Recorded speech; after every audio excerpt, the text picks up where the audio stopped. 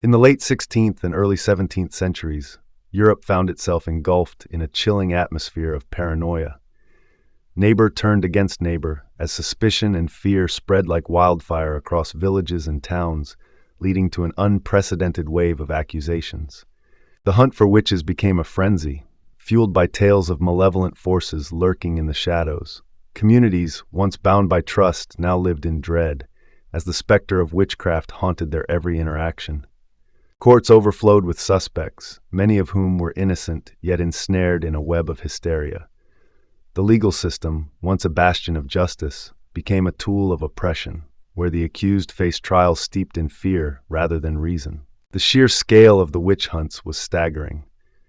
Estimates suggest that tens of thousands were condemned, their lives extinguished by a belief in the supernatural that gripped the continent with unyielding force. The witch craze was not merely a series of isolated incidents. It was a collective trauma that swept through nations. From Germany to Scotland, the specter of witchcraft transformed everyday life into a battleground of accusations and fear. The roots of this widespread panic lay deep in the soil of medieval beliefs and societal tensions. As communities struggled with famine, disease, and political strife, the search for scapegoats intensified, leading to a catastrophic spiral of violence. The fear of the unknown became a catalyst for persecution. In a world where the line between the natural and supernatural blurred, every misfortune was attributed to witchcraft, and every neighbor could become an enemy. The fervor surrounding witch hunts was not just about belief, it was a manifestation of societal fractures. As communities fractured under the weight of suspicion, the very fabric of society began to unravel. As the continent spiraled deeper into chaos, one question loomed large. How could an entire civilization wage war on imaginary enemies? The answer lies in the intertwining of fear, belief, and the human condition.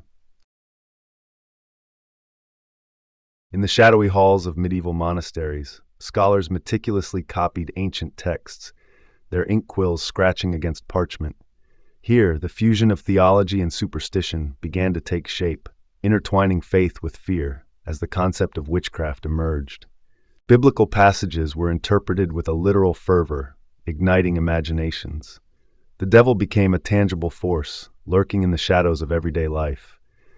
This belief laid the groundwork for a society where witches were seen as both real and pervasive. Folk traditions flourished alongside these theological doctrines, as tales of malevolent spirits and witches became common currency. Villagers whispered of strange happenings, linking misfortunes to unseen forces, deepening the conviction that witchcraft was a genuine threat. As the years passed, the merging of these beliefs created a fertile ground for paranoia. The notion that witches could be anyone, a neighbor, a healer, or even a family member, pervaded the consciousness of communities, sowing distrust and fear. The church played a pivotal role, reinforcing the idea of witches as agents of the devil. Sermons warned of eternal damnation, urging believers to root out evil. This doctrine transformed suspicion into a moral obligation, fueling the witch hunts to come. In rural areas, superstitions intertwined with daily life, as charms and potions were used to ward off evil. Yet, these practices were often misconstrued as witchcraft, further entrenching the belief that the devil's hand was ever present among the populace. The rise of demonology texts, like the infamous Malleus Maleficarum, codified these beliefs, providing a blueprint for identifying and prosecuting witches. The written word transformed folklore into doctrine, legitimizing the hunt for supposed practitioners of dark arts. As fear spread, the boundaries of reality blurred. The belief in witches became a lens through which communities viewed their world, where the mundane could quickly spiral into the fantastical. This worldview set the stage for the horrors that lay ahead. In this climate of fear, the seeds of persecution were sown. The intertwining of belief and doctrine would soon ignite a fervor that would engulf Europe, leading to a relentless hunt for those deemed witches, forever altering the course of history. In the late 15th century, a wave of fear swept across Europe as inquisitors began to emerge, armed with newfound authority. They were tasked with rooting out heresy and witchcraft, transforming suspicion into a state-sanctioned hunt. The publication of the Malleus Maleficarum in 1487 marked a pivotal moment. This manual, written by Heinrich Kramer and Jacob Sprenger, provided a blueprint for identifying and prosecuting witches, legitimizing the persecution under the guise of religious duty. As the manual spread through print, it fueled the imaginations of both common folk and authorities. The fear of witches became institutionalized, leading to a surge in accusations that swept through towns and villages. Demonologists, emboldened by the manual's teachings, began to rise in prominence. They claimed to possess the knowledge to identify witches and interpret signs of witchcraft, further entrenching the culture of fear and suspicion. Inquisitors turned towns into battlegrounds of paranoia. Neighbors became accusers, and the once trusted bonds of community frayed as fear became the currency of power, leading to a frenzy of denunciations. The fear of witches was not merely a local phenomenon, it became a pan-European crisis. Courts across the continent began to overflow with cases, as the hunt for witches escalated into a systematic campaign of persecution. As the hunt intensified, the methods of interrogation grew increasingly brutal. Torture became a tool of the inquisitors, designed to extract confessions, regardless of guilt or innocence, further entrenching the cycle of fear. The publication of manuals and the rise of inquisitors created a feedback loop of fear and accusation. With each trial, the specter of witchcraft loomed larger, ensnaring the innocent and guilty alike in a web of paranoia. This era of persecution laid the groundwork for a dark chapter in European history. As the flames of fear flickered, the stage was set for the trials and executions that would follow, engulfing the continent in chaos. In the shadows of dimly lit chambers, the machinery of confession began to take shape. Torture devices designed to extract confessions became tools of a grim trade, where the innocent often bore the brunt of suspicion and fear. Accusations spread like wildfire, and the desperate sought to save themselves. Under duress, many confessed to impossible acts, claiming pacts with the devil, as the line between reality and hysteria blurred. Witch prickers roamed the streets, armed with needles and other instruments, claiming to detect the marks of a witch. Their presence instilled terror, as neighbors turned against neighbors in a frenzy of suspicion. Ordeal tests became common, where accused witches faced brutal trials by fire or water. These harrowing tests determined guilt or innocence, often with deadly consequences, as the innocent were ensnared in a web of fear. The infamous Malleus Maleficarum fueled the hysteria, providing a guide for witch hunters. Its pages detailed methods of interrogation, ensuring that the hunt for witches became a systematic and relentless pursuit. In the courts, the atmosphere was charged with fear. Judges, swayed by public outcry, often disregarded evidence, leading to swift convictions based on coerced confessions and spectral testimonies. As the witch hunts escalated, communities fractured. Families were torn apart by accusations, and once trusted neighbors became adversaries, caught in a cycle of paranoia that seemed unending. The relentless pursuit of witches created a culture of fear, where even the slightest suspicion could lead to dire consequences. This atmosphere of dread permeated every aspect of life, leaving scars that would last for generations. As the hunt continued, the very fabric of society began to unravel. The tools of torment not only sought to create witches, but also to instill a fear that would echo through the ages, shaping a legacy of suspicion. In the late 16th century, fear gripped towns across Germany as witch hunts intensified. Accusations spread like wildfire, fueled by local rivalries and the fervent belief that witches lurked among ordinary citizens, waiting to unleash their malice.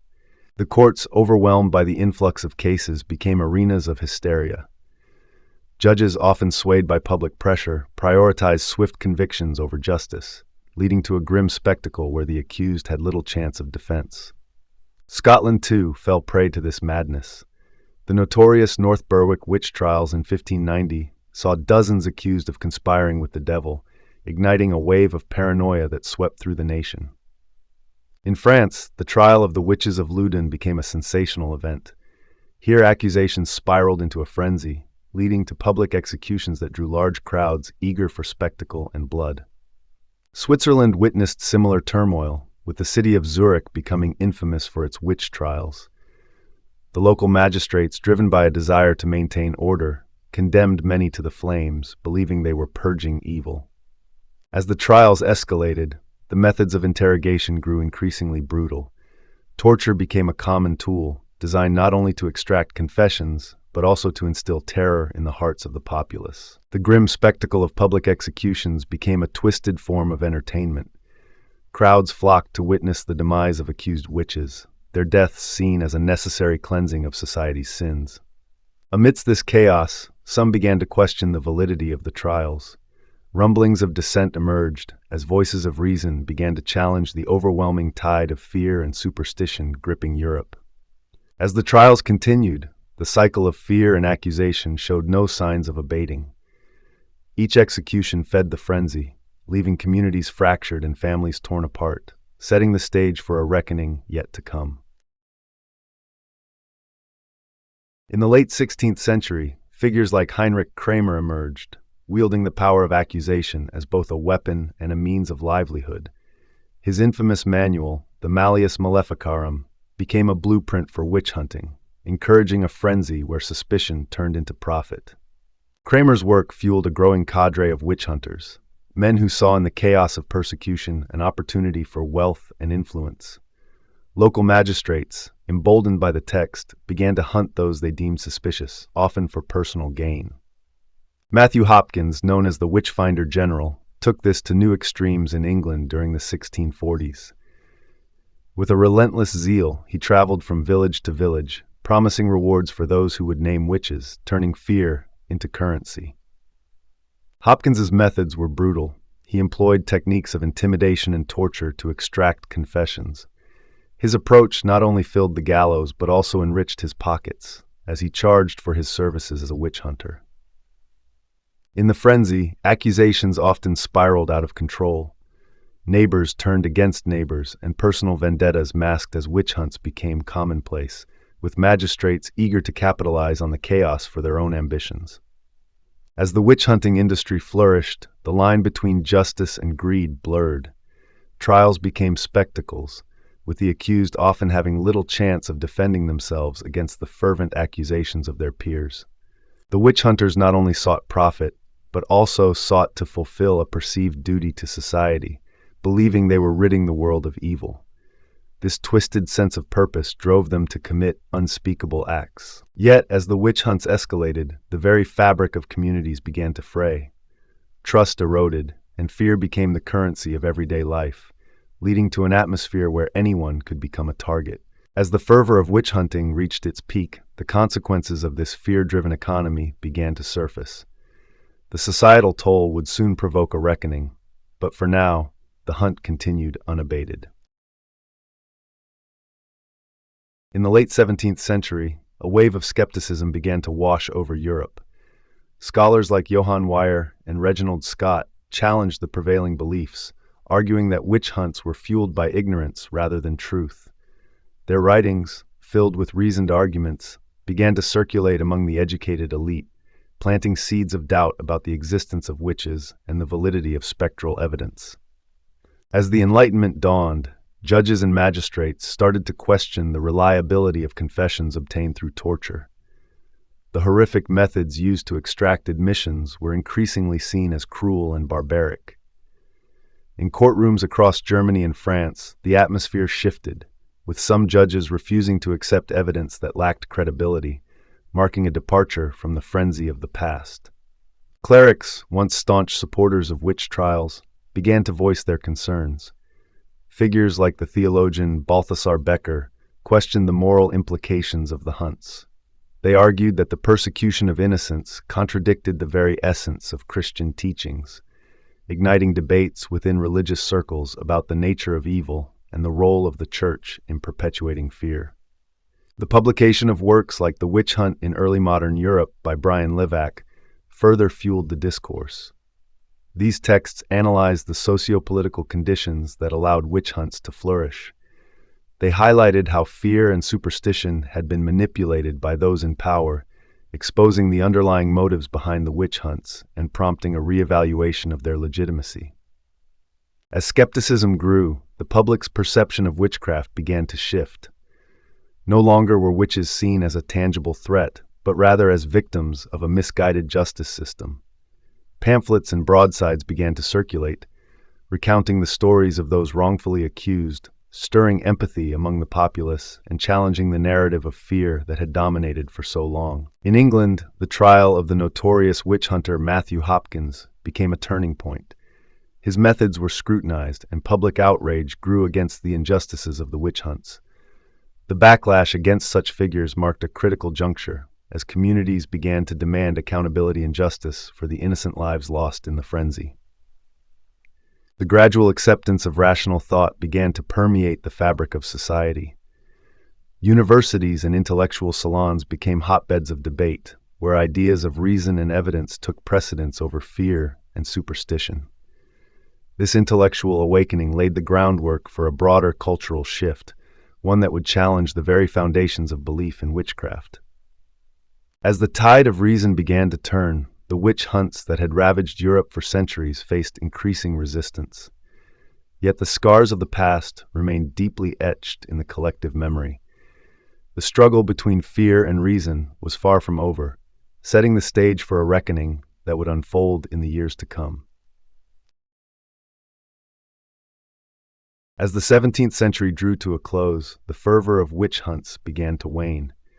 Communities that once erupted in accusations now sought to heal, grappling with the devastating toll of their actions. The echoes of trials and executions lingered, leaving scars on the collective psyche.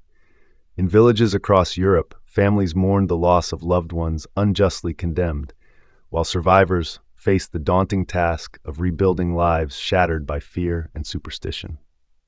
The Enlightenment brought a shift in thought, as reason began to challenge the superstitions of the past. Intellectuals and philosophers questioned the validity of witchcraft beliefs, advocating for a more rational understanding of the world. This period of skepticism marked a turning point, as the foundations of modern science and human rights emerged, reshaping societal views on justice and morality. The legacy of the witch trials became a cautionary tale about the dangers of unchecked authority. By the 18th century, the last witch trials faded into history, yet the impact of these events endured. Judicial systems began to reform, emphasizing evidence and due process over superstition. The trials revealed the fragility of justice when fear and hysteria take hold, prompting legal changes that would influence future generations. The lessons learned from this dark chapter in history laid the groundwork for a more humane approach to law and order. The scars of the witch craze extended beyond the legal realm, permeating cultural narratives and folklore. Stories of witches and witch hunts became intertwined with European identity, often portraying women as victims of malevolent forces. These narratives influenced literature, art, and theater, reflecting society's ongoing struggle with themes of power, fear, and persecution. The witch trials served as a reminder of the consequences of collective paranoia and the need for vigilance against tyranny. In the centuries that followed, the legacy of the witch hunts sparked movements for women's rights and social justice. Activists drew parallels between the persecution of witches and the oppression faced by marginalized groups throughout history. The witch trials became emblematic of the broader struggle against injustice, inspiring future generations to advocate for equality and human rights. The stories of those lost to the hysteria fueled a commitment to ensure such atrocities would never be repeated. Modern interpretations of witchcraft have evolved, often reclaiming the narrative to empower rather than oppress. Contemporary practitioners celebrate the spiritual and cultural significance of witchcraft, challenging the stigma that once surrounded it. This resurgence reflects a broader societal shift toward embracing diverse beliefs and identities. The witch trials, once a source of fear, have transformed into symbols of resilience and empowerment for many, highlighting the enduring complexity of this historical legacy. Today, the remnants of the witch hunts serve as a stark reminder of the consequences of fear-driven actions. The lessons learned from this tumultuous period resonate in contemporary discussions about justice, discrimination, and the abuse of power. As society grapples with issues of equality and human rights, the legacy of the witch trials continues to inform our understanding of the balance between belief and skepticism, urging a commitment to compassion and rationality. The witch craze left an indelible mark on history, shaping not only legal systems, but also cultural narratives and societal values. As we reflect on this dark chapter, we are reminded of the power of belief and the potential for fear to distort reality. The legacy of the witch trials calls us to remain vigilant against injustice, to question authority, and to uphold the dignity of every individual, ensuring that history does not repeat itself.